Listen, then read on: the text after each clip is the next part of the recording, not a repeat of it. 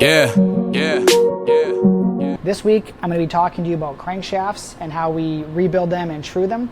We get a lot of inquiries about crankshafts at the shop because most people don't have the equipment to rebuild one themselves. So it's of interest to a lot of people to see how it's done and how we go about truing a crankshaft. This is a single crankshaft, and so it just has one rod on it. A main reason we get crankshafts in for rebuilding is failure due to detonation, a lack of oil, debris going through the motor, but the biggest one is rust. In the Canadian climate, our machines go away for the winter or the summer, depending if it's a snowmobile, and during that time it sits away. It's a prime opportunity for moisture to make its way into the motor if it's not winterized properly, and little specks of rust on the crank journals are a huge problem for the tiny roller bearings to spin on, and all they have to do is hang up for half a second and it'll build up friction heat and cause the crankshaft to seize. The crank is made up of 3 different portions: the 2 outer wheels, the connecting rod itself, and the pin that holds all of this together. The crank pins are interference fit into the crank wheels, meaning that the hole that the crank pin is pressed into is smaller than the crank pin itself.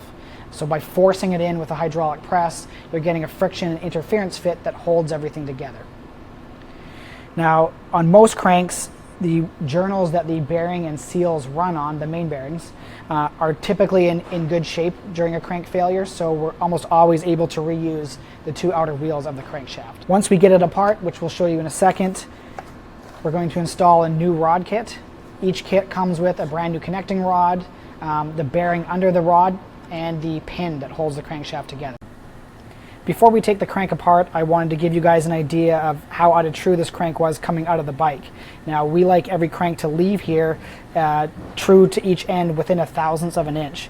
So to give you an idea, this crank is currently about 7 thou out of true, meaning that each end is spinning not straight to each other.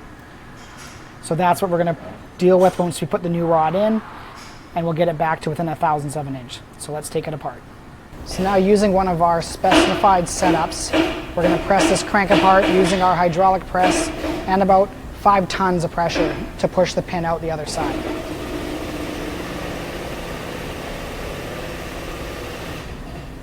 Once the pin is out, the 2 crank wheels are separated and we can pull the rod out.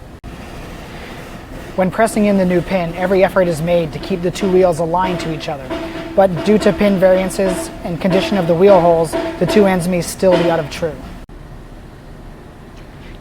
Using different methods of pinching and pushing the crank wheels minutely, we will move the 2 wheels until they are aligned true. Once we're finished, we try to get every crank perfect, but our tolerance is 1/1000th of an inch or less. Now we're done rebuilding and truing this crankshaft. It can go back to the customer. Now, this was a single. They vary in difficulty depending on the wear of the parts. Sometimes they can be trued easily, more easily than others. If it's a twin crank, like out of a snowmobile, it's not just twice as hard. It's about 2.5 to 3 times harder to true it because you're truing 2 different wheel ends. And then if it's a triple, it's another 1.5 times harder than a twin. So it goes up exponentially in difficulty to true those types of cranks.